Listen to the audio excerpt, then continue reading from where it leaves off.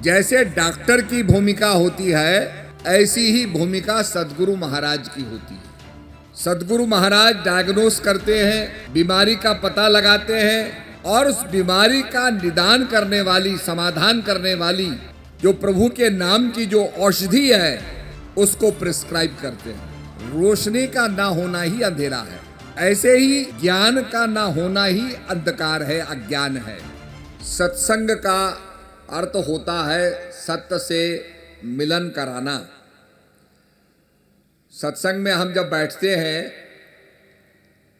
और एकाग्रता से जब सुनते हैं तो मन की जो शंकाएं होती हैं उनका निवारण होता है। All the doubts are cleared. और जब शंका का समाधान होता है तो प्रभु से व्यक्ति का संबंध स्थापित होता है। आपने देखा होगा, दवाई की दुकान होती है और एक बीमार आदमी दवाई की दुकान के सामने चले जाए। अब जो भी उसकी बीमारी है, उस बीमारी की दवाई तो दवाखाने के अंदर है। दवाखाने में जो शेल्फ रखे हैं, उन शेल्फों के अंदर अनेक किस्म की दवाइयां हैं। शेल्फों में अनेक किस्म के इंजेक्शन्स रखे हैं, परंतु उस दवाई की दुकान के सामने जाने से उस व्यक्ति का इलाज नहीं होता है। उसका इलाज तब होगा जब डॉक्टर उसका परीक्षण करेगा, क्या बीमारी है इसका पता लगाएगा। जब दवाई दी जाएगी तब उसकी बीमारी जाएगी। ऐसे ही जैसे डॉक्टर की भूमिका होती है, ऐसी ही भूमिका सद्गुरु महाराज की होती है।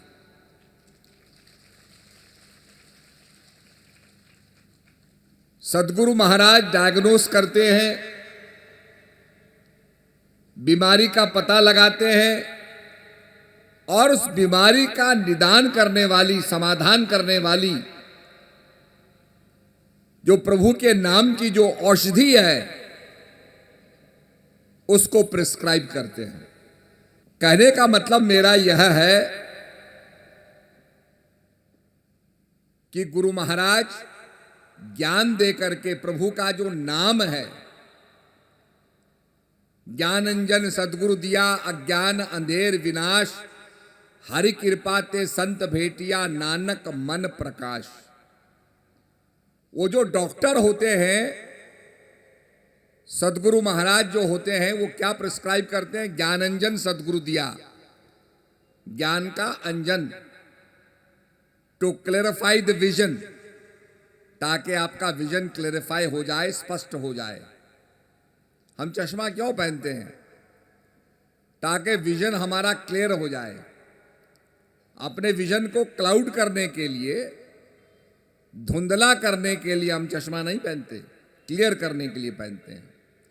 ऐसे ही कहा ज्ञानंजन सद्गुरु दिया। सद्गुरु महाराज क्या देते हैं? ज्ञान का काजल देते हैं, अज्ञान अंधेर विनाश। और अज्ञान का जो अंधकार है, निशियंस है, क्योंकि हम समझते हैं कि अंधकार शायद कोई एंटिटी है। साइंस कहती है, संत भी कहते हैं कि अंधकार कोई एंटिटी नहीं है, प्रकाश का ना होना ही अंधकार है। अभी ये लाइट जल रही है, इसके अंदर फिलामेंट चमक रहा है, फोटॉन्स निकल रहे हैं और ये प्रकाश जहां पर पड़ता है उसका रिफ्लेक्शन आपकी आंखों में आता है, आप सब चीज देखते हैं। कहीं पर ज्यादा लाइट कंज्यूम होती है तो वो डार्क नजर आता है, कहीं पर ज्यादा लाइट रिफ्लेक्ट आती है जल्दी से तो आपको वो सफेद नजर आता है। वेरिएशंस के अंदर आपको नाना प्रकार के रंग दिखने को मिलेंगे। यह अलग अलग उसका रिफ्लेक्शन है। तो कहने का अभिप्राय यह है, ज्ञानंजन सद्गुरु दिया अज्ञान अंधेर विनाश, और प्रकाश को करके अंधकार को समाप्त कर दिया। जब लाइट जलेगी, आप कमरे में जाते हैं, जैसे स्विच ऑन करते हैं, अंधेरा कहाँ भागता है, कहीं से निकलता थोड़ी है, किसी छेद से नहीं निकलता। इट वैनिशेस अवे, बिकॉज रोशनी का ना होना ही अंधेरा है। ऐसे ही ज्ञान का ना होना ही अंधकार है, अज्ञान है। तो गुरु महाराज ज्ञान का काजल देते हैं, अज्ञान अंधेर विनाश और हरि कृपा ते संत भेटिया। तो कहने का अभिप्राय यह है कि doctor is very very essential. Doctor का होना बहुत जरूरी है, वो दवाई को प्रिस्क्राइब करता है। ऐसे सदगुरु का रोल बहुत इंपॉर्टेंट है। और तभी कहा गया, गुरु बिन भवनिधि तरे न कोई, जो विरंच शंकर सम होई, बिना गुरु के कल्याण नहीं बताया। भगवान रामचंद्र जी, जिनका हम अनुकरण करते हैं, वो वशिष्ठ महाराज से, विश्वामित्र महाराज से ज्ञान प्राप्त करते हैं। जब जंगल में विश्वामित्र जी ले गए, तो विश्वामित्र जी जानते थे कि अब ये क्या इनकी भूमिका है, ये प्रभु क्या करेंगे, ये क्या करने के लिए आए हुए हैं।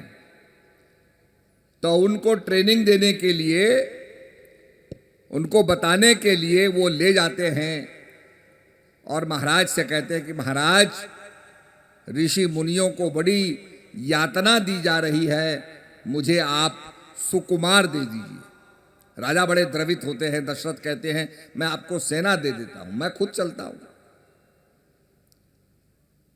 पर विश्वामित्र जी को सेना को ट्रेनिंग नहीं देनी थी, दशरथ जी को ट्रेनिंग नहीं देनी थी। उन्हें तो प्रभु राम और लक्ष्मण को ट्रेनिंग देनी थी, ज्ञान देना था। तो बला अति बला का, क्रिया का ज्ञान दे करके वो ज्ञान देते हैं और भगवान को उसके लिए पुष्ट बनाते हैं, तैयार करते हैं, ताकि वो मैनिफेस्ट कर सकें। जैसे आपने देखा होगा, कोई चीज को इनक्यूबेटर में रखा जाता है। इनक्यूबेटर में रखने से वो चीज को जब अनुकूल माहौल मिलता है तो वो आगे फ्लरिश करता है, आगे वो प्रकट होता है। तो प्रभु राम जंगल में जाते हैं, विश्वामित्र जी उनको ले जाते हैं। प्रभु हड्डियों का ढेर देखते हैं, कहते हैं क्या है। तो विश्वामित्र कहते हैं, ये ऋषि मुनि हैं, इन्हें मारा गया, सताया गया। तो भगवान बड़े द्रवित हो जाते हैं कि इन राक्षसों की मैं समाप्ति करूंगा। अब उसकी भूमिका बन रही है। तो कहने का अभिप्राय यह है कि हमारे संतों ने कहा, नाम की चर्चा की कि गुरु महाराज उस नाम का उपदेश देते हैं, उसकी क्रिया को बताते हैं।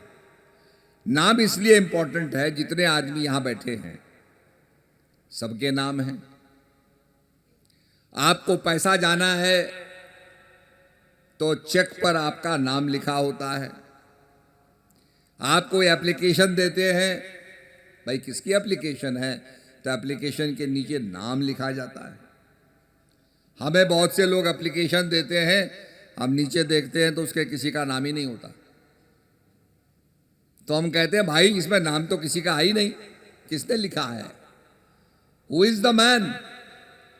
जो प्रार्थना कर रहा है वो कौन है? अरे दस्तखत तो करो, नाम तो लिखो। तो नाम बहुत इंपॉर्टेंट है। और इसीलिए, क्योंकि नाम आपको रिप्रेजेंट करता है, आपका नाम पुकारा जाएगा तो कोर्ट में आप हाजिर हो जाएंगे। अभी यहां मंच से आपका नाम पुकारा जाए तो आप खड़े होकर अकेला आदमी आ जाएगा। यू आर आइडेंटिफाइड, आपको चिन्हित किया जाता है। और नाम आपका रिप्रेजेंटेशन है, तो आपका तो रिप्रेजेंटेशन हो सकता है, पर प्रभु का रिप्रेजेंटेशन नहीं हो सकता, प्रभु का प्रतीक नहीं हो सकता। तो नाम और नामी जो है वो फिर एक होता है। जो आप नाम पुकारोगे प्रभु का, वही प्रभु है, उसमें डुअलिटी नहीं होती है। जैसे मैंने पानी कहा तो एक आदमी जल ले आता है। जल में क्या है? अगर जल को हम एग्जामिन करें तो जल के अंदर हाइड्रोजन है और ऑक्सीजन है। साइंस कहती है कि जल के अंदर एक मॉलिक्यूल के अंदर 2 एटम्स ऑफ हाइड्रोजन होते हैं, एक एटम होता है ऑक्सीजन का, जिससे एक मॉलिक्यूल बनता है पानी का H2O। दुनिया के किसी पानी को आप देखो, चाहे आपकी गंगा का जल हो, चाहे आपकी रावी का पानी हो, चाहे सतलज का पानी हो, चाहे वोल्गा का पानी हो, कहीं का भी पानी हो, उस पानी के अंदर हाइड्रोजन के 2 एटम, एक ऑक्सीजन का एटम होगा ही होगा। हाइड्रोजन और ऑक्सीजन के सम्मिश्रण से पानी बनता है। साइंस बताती है आसमान में हाइड्रोजन ऑक्सीजन होती है, बिजली कड़कती है, there is spark of light, और ये दोनों गैसें मिलती हैं, जल की बूंदें बरसने लगती हैं। और इसी पानी को आप लेंगे, इसके अंदर इलेक्ट्रिसिटी को फ्लो करेंगे तो एक एंड के ऊपर हाइड्रोजन निकलती है, एक एंड पर ऑक्सीजन निकलती है। आपको पता है आजकल इलेक्ट्रिक कार्स बन रही हैं कि बैटरी से कार चलाओ। दूसरी तरफ विज्ञान खोज कर रहा है कि पानी से हाइड्रोजन निकाल करके और हाइड्रोजन फ्यूल से कार चलनी चाहिए। तो कहने का मतलब है कि वो पानी के अंदर बिजली का प्रभाव डाल करके एक एंड पर ऑक्सीजन मिलेगी, एक एंड पर हाइड्रोजन मिलेगा। हाइड्रोजन को फ्यूल की जगह डाला जाए तो आपका इंजन चलने लगेगा। जैसे सीएनजी की गैस होती है, उसी प्रकार से हाइड्रोजन की गैस से आपकी कार चलेगी। और क्या निकलेगा? केवल उसमें वाटर वेपर्स निकलेंगे, पानी का। कोई उसके अंदर पॉल्यूशन नहीं है, कोई उसके अंदर प्रदूषण नहीं। तो कहने का मतलब संसार के अंदर, पानी के अंदर हाइड्रोजन और ऑक्सीजन है। गुरु महाराज, हम जो नाम लेते हैं, पानी हो गया, वाटर हो गया, जल हो गया, अनेक भाषाओं में उसके अनेक नाम हैं। ये उसके वर्बल नाम है, वाचक नाम है। ये तत्व का परिचय नहीं कराते, पर गुरु महाराज जिसका ज्ञान देते हैं वो तत्व का परिचय कराता है। जैसे आपको परिचय मिलता है कि पानी के अंदर हाइड्रोजन और ऑक्सीजन है, वो HO जो है वो पानी का एम्पिरिकल है, तत्वता है।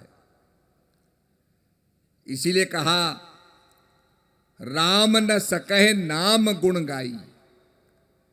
और तुलसीदास जी महाराज बड़ा सुंदर कहते हैं, राम एक तापस त्रिय तारी, नाम कोट खल कुमत सुधारी।